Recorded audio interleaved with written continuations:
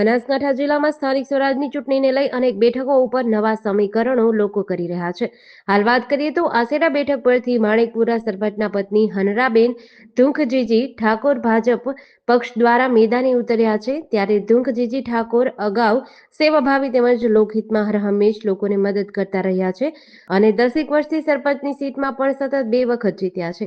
આ વખતે હનરાબેન સ્થાનિક સ્વરાજ્યની ચૂંટણી લડી રહ્યા છે।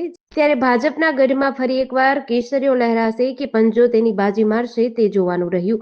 જિલ્લામાં સ્થાનિક સ્વરાજની ચૂંટણીનો ગરમાવો ચરમસીમાએ પહોંચ્યો છે। દરેક બેઠક પર નવા સમીકરણો રચાઈ રહ્યા છે।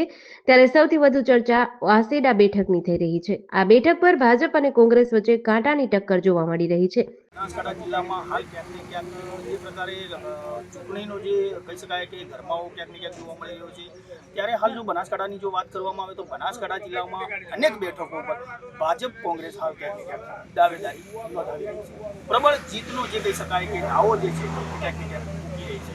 ત્યારે હાલ જે પ્રકારે આપણી સાથે ગ્રામ્ય ક્ષેત્રના ઉત્સાહી કહીએ, સેવાભાવી કહીએ, હાલ ચાલુ સરપંચ જે છે માણેકપુરાના તે ક્યાંક ને ક્યાંક આપણી સાથે જોડાયા છે।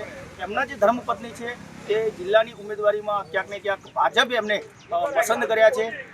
હાલ જે કહી શકાય કે માનવ સેવાનું જે ઉદાહરણ કહેવાય તે ક્યાંક ને ક્યાંક માણેકપુરાના સરપંચ જે છે ધુંખજીભાઈ તે ક્યાંક ને ક્યાંક પૂરું પાડી રહ્યા છે। જ્યારે ભાજપે એમની કહી શકાય કે એમના પર વિશ્વાસ મૂક્યો છે, કેટલા અંશે એ વિશ્વાસમાં ખરા ઉતરશે એ જ જોવાનું રહેશે। આપનો પહેલો પ્રશ્ન મારો એ રહેશે કે આપ હાલ ચાલુ સરપંચ છો, ગામ લોકોના અનેક કામો કર્યા છે, આપ ભાજપ પાર્ટી દ્વારા આપની પત્ની ઉપર વિશ્વાસ મૂકવામાં આવ્યો છે, જિલ્લાની સીટ આપવામાં આવી છે, શું લોકોની આશાઓ પર કેટલા ખરા ઉતરશે? હા, મને પૂરેપૂરો વિશ્વાસ છે કે ભારતીય જનતા પાર્ટી મારા ઉપર બીજી ટર્મ વિશ્વાસ મૂક્યો છે। તો એ વિશ્વાસને મારા આસેડા સીટના તમામ મતદાર ભાઈઓ બહેનો, વડીલો, આગેવાનો, યુવાનોએ મને ખૂબ બહોળા પ્રમાણમાં સમર્થન આપ્યું છે અને એમાં આવતા ગામો આસેડા, નવા, વેળાવાપુરા, ખરડુસન, માણેકપુરા, ધુવા, ધ્રપડા, ફતેપુરા, દિલણિયાપુરાના તમામ મતદાર ભાઈઓએ મને ખૂબ બહોળી સંખ્યામાં એમને સમર્થન આપ્યું છે અને મને 100% વિશ્વાસ છે કે ભારતીય જનતા પાર્ટીનું કમળ બનાસકાંઠામાં નંબર 1 એવી લીડથી જીતશે એવી મને પૂરેપૂરી આશા છે। એ માટે ભારતીય જનતા પાર્ટીને મત આપી અને બહુમતીથી વિજય બનાવવા માટે આપ સૌને 2 હાથ જોડીને વિનંતી કરું છું કે મારા મતદાર ભાઈઓને વિનંતી કે તમારા ચરણે નમું છું અને મને સારામાં સારા મતે વધુમાં વધુ મતે જીતાડો તેવી આશા અપેક્ષા સાથે મારી વાણીને વિરામ આપું છું। બોલો રામદેવ પીર મહારાજ કી જય। વધુમાં જો હાલ જે પ્રકારે કહી શકાય કે મહિલાની સીટ છે, આપના પત્ની ક્યાંક ને ક્યાંક હાલ જે કહી શકાય કે જોડાયા છે ભારતીય જનતા પાર્ટી સાથે, હરહંમેશ લોકોના કામ કરતા રહ્યા છો, જનપ્રતિનિધિ તરીકે પાયાના કાર્યકર્તા કહી શકાય કે હાલ ક્યાંક ને ક્યાંક તમે ભાજપમાં વર્ષોથી જે જોડાયેલા છો। મારો પ્રશ્ન બીજો એ રહેશે કે હાલ જે જનસંપર્કની જે વાત કરવામાં આવે, લોકોને ડોર ટુ ડોર પ્રચારમાં ફરો છો, લોકોના ઘરે જાઓ છો, કેટલો પ્રતિસાદ, લોકો કેવો પ્રેમ આપી રહ્યા છે, કેટલી આશા છે? હું જ્યારે લોકોના ઘરે નિવાસસ્થાને જાઉં છું ને ત્યારે લોકોનો એટલો બધો ભાવ છે કે ત્યાંથી મને એ લોકો એટલું બધું સમર્થન આપે છે કે સરપંચ સાહેબ તમે જરા ચિંતા ના કરો, તમામ ગામડામાં તમને વાતાવરણ તમારું બન્યું છે, લોકો તમારા છે, તમે લોકોને સેવા આપેલી છે અને નામ પણ તમારું બોલે છે। તમે સરપંચમાં 20 વર્ષથી રહેલા છો, મંડળીમાં મંત્રી તરીકે રહેલા છો, સંસ્થાના દુકાનદાર તરીકે દુકાન પણ ચલાવેલી છે, ખરડુસરની માણેકપુરા, તેના લોકોએ પણ મને સમર્થન ખૂબ આપ્યું છે અને મેં સેવામાં ક્યારે પણ ઉણપ રાખી નથી। જે તે વ્યક્તિ મને મળ્યો છે તો એની સાથે રહી, એની જોડે રહી અને મેં એનું કામ પરિપૂર્ણ કરેલું છે।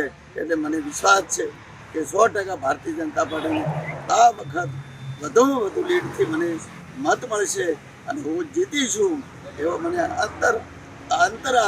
આત્માને વિશ્વાસ છે। જો આપ જિલ્લાની સીટ આપના મત વિસ્તારના જે કાર્યના ભાગરૂપે કયા કામોને પહેલી પ્રાયોરિટી આપી અને લોકોને મદદ હું મારા મત વિસ્તારમાં આજે ડોર ટુ ડોર ફરેલો છું અને વધુમાં વધુ લોકોએ મારી જોડે અપેક્ષા એવી રાખી છે કે સરપંચ તમે જ્યારે ચૂંટાઈને આવો ને ત્યારે અમને આ ગામને જોડતા નાળીય રસ્તાઓ છે એ રસ્તાઓ અમારે વર્ષોની માગણી છે, આજ દિવસ સુધી થયેલા નથી. તો અમને આ રસ્તાઓનું કામ કરી આપવા તમે બોયધરી લો તો હું બોયધરી લીધેલી છે અને સરકારે પણ મને પ્રવીણભાઈ માળીએ કીધું સૂચન કરેલું છે કે સરપંચ તમારી જોડે જે કોઈ ગામના આગેવાનો તમારી જોડે રજૂઆત કરે, રસ્તાની રજૂઆત કરે તો એનું તમે મને એનું લિસ્ટ બનાવી અને મારા સુધી પહોંચતું કરજો અને પંચાયતના ઠરાવ સાથે ફોરવર્ડિંગ લેટર સાથે પહોંચતું કરજો. હું સરકારમાં તમારા એ વચનનું પૂરેપૂરું પાલન કરાવીશું અને 100% કામ કરાવીશું એવી મને મંત્રી શ્રી પ્રવીણભાઈ માળીએ ખાતરી આપી છે. જે પ્રકારે હાલ કહી શકાય કે બંને પક્ષો ક્યાંક ને ક્યાંક જે કહી શકાય કે જીતનો જે દાવો છે તે કરી રહ્યા છે, પરંતુ હાલ જે જાતીય સમીકરણોની વાત કરવામાં આવે તો હાલ ક્યાંક ને ક્યાંક પ્રબળ દાવેદારી જે કહી શકાય કે આશેડા સીટને જો કહીએ તો હાલ જે ઉમેદવાર છે તે કરી રહ્યા છે. જ્યારે વાત કરવામાં આવે તો અગાઉ પણ લોકસેવાના જે કાર્યો છે અનેકવાર લોકોના સંપર્કમાં લોકોની સાથે ધુમજીભાઈ ક્યાંક ને ક્યાંક રહેલા છે. આ વખતે વિશ્વાસનો જે કહી શકાય કે સત્તાનો જે તાજ છે, વિશેષ કાર્યક્રમની અંદર જે વિશ્વાસનો જે કળશ છે એ જનતા કોની માથે ઢોળે છે તે તો હવે આવનારો સમય જ બતાવશે. જીડીસી ન્યૂઝ સાથે રાજુ.